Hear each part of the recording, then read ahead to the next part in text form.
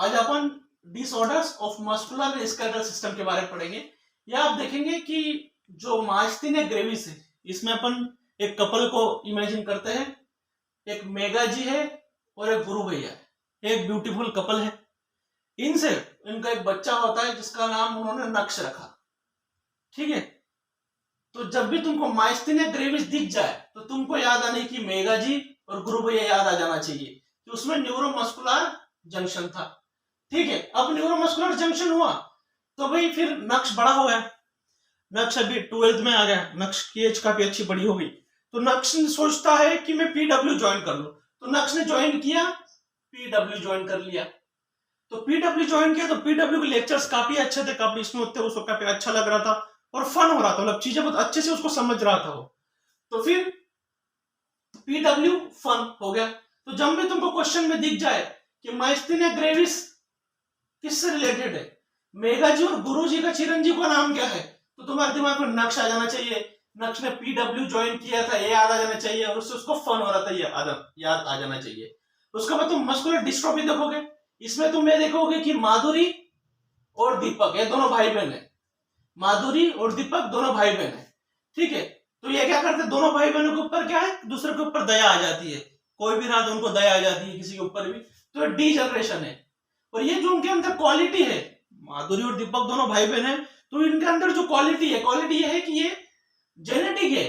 Genetic है मतलब उनके मम्मी पापा को भी किसी के ऊपर दया आती थी, तो ये इनका जेनेटिक है, माधुरी और दीपक। तो इनमें चीजें याद रखना, कंफ्यूज मत होना कि मेगा जी और गुरु भैया दोनों अलग है, जिनके बेटे का नाम नक्श है और उसकी जो भी उसने ज्वाइन किया, पीडब्ल्यू ज्वाइन किया और उसको मजा आया, चीज अलग है। और माधुरी और दीपक ये दोनों अलग चीजें हैं, दोनों दोनों अलग भाई बहन है जो जिनको दया आती है। ठीक है, उसके बाद जो नक्श था, नक्श ने क्या किया, 12th में था, उसके बाद उसे लगा कि यार मुझे यहाँ से जहां पे रहता था वो, तो उसको कंफर्टेबल नहीं फील हो रहा था। उसने सोचा कि मुझे इवॉल्व होना पड़ेगा, मुझे आगे जा बढ़ना है लाइफ में, तो उसने ट्रांसफर ले लिया।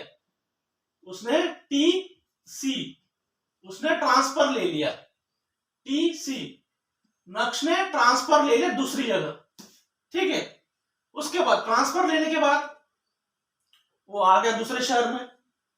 तो बड़ा हो गया, अब सोचता है कि यार कुछ मैं अभी पढ़ाई बहुत हो गई है, ट्रांसफर ले लिया, नया शहर है, तो उसने सोचा कि मूवी देख के आते हैं, पढ़ाई बहुत होगी, थोड़ा मूवी देख के रिलैक्स हो जाता है। तो वो मूवी देखने गया, एक्शन जैक्शन। ये जो मूवी थी किसकी थी, अजय देवगन की मूवी थी, एक्शन जैक्शन, एक्शन जैक्शन अजय देवगन की मूवी थी। उसके बाद इसे ये भी कर सकते हैं कि उसने अपनी आई को बोला कि मुझे जज बनना है, आई उसने आई को बोला कि जज बनना है, या फिर एक्शन वैक्शन मूवी देखने गया। उसके बाद घर पे लौटा, घर पे लौटने के बाद फिर घूम रहा था, वॉक कर रहा था जहां उसने रूम किया था। अपने बालकनी के जस्ट सामने एक बूढ़ी दादी रहती थी। तो बूढ़ी दादी को देख के उसने ये सोचा कि यार दादी को क्या बीमारी है, दादी घर से निकलती भी नहीं है, दादी को बहुत समस्या है। तो ऑस्टियोपोरोसिस नाम की बीमारी थी उस दादी को।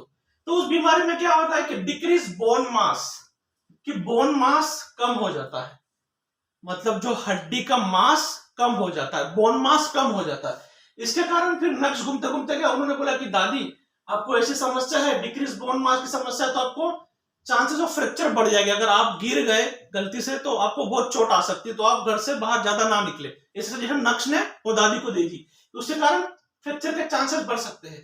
और दूसरा क्या है उसमें, decrease level of oestrogen is common cause. वो होता किस कारण है, होता इस कारण है कि एस्ट्रोजन की मात्रा कम हो जाती है। जब जैसे तुम्हारी एज होती है प्यूबर्टी, अराउंड 14 to 15 में जो फीमेल होती है उसका जो एस्ट्रोजन की जो क्वांटिटी, जो मात्रा होती है वो ज्यादा होती है, लेकिन जैसे भी एज ज्यादा हो जाएगी तुम्हारा एस्ट्रोजन की मात्रा कम हो जाएगी। तो decrease level of oestrogen common cause, oestrogen की मात्रा कम होने से ये प्रॉब्लम हो सकती है। उसके बाद जो गॉड दिख रहा है तुमको, इसमें ही इसका आंसर छुपा हुआ है कि इसका जो यू दिख रहा है तुमको, यू, ये जो यू दिख रहा है, तो यू में क्या है, यूरिक एसिड क्रिस्टल का एक्यूमुलेशन है। रिपीट फायर लेंगे कि जब भी तुमको मेगाजी और गुरु भैया दिख जाए तो नक्श उनका बच्चा है, पीडब्ल्यू उसने ज्वाइन किया, फन किया। ठीक है, उसके बाद मस्कुलर डिस्ट्रॉफी, माधुरी दीपक उनको दया आ जाती है। उसके बाद नक्श ने ट्रांसफर ले लिया, नक्श ने ले लिया ट्रांसफर। ठीक है, उसके बाद उस मूवी देखने गया, एक्शन जैक्शन मूवी देखने गया। ठीक है, उसके बाद ऑस्टियोपोरोसिस कि भैया डिक्रीज बोन मास है, कि हड्डियों का मास कम हो जाता है और फ्रैक्चर के चांसेस बढ़ जाते हैं। और ईस्ट्रोजन का लेवल कम हो जाता है। उसके बाद गॉड में अपना एक्यूमुलेशन हो जाएगा यूरिक एसिड क्रिस्टल्स का। अपन अब ये 2021 में आया हुआ क्वेश्चन, अभी इसमें दिखाएगा कि chronic autoimmune disorder affecting neuromuscular junction leading to fatigue, weakening and paralysis of skeletal muscles। अभी तुम इसमें ये देखोगे कि तुमको मैंने जब पढ़ाया था तब बताया था कि ये नक्श किसका बेटा है, तो तुम्हें सीधा याद आना चाहिए कि नक्श तुमको जब पढ़ाया था मैंने बताया था कि नक्श बेटा है मेगाजी और गुरु भैया का, तो इसका आंसर सीधा ये आएगा। इसमें और अपन ये दे सकते हैं कि न्यूरोमस्कुलर जंक्शन है तो उसने पीडब्ल्यू ज्वाइन किया नक्श ने, उसके बाद उसको फन आया। लेकिन मोटा मोटा अगर क्वेश्चन सीधा आएगा तो सिर्फ ये सीधा दिख जाएगा, या ना अगर तुमको दिख जाए तो समझ जाना कि नक्श बेटा किसका मेगाजी। और ये क्वेश्चन आया था कि osteoporosis and age related disease of skeletal system में ऑकर ड्यू टू।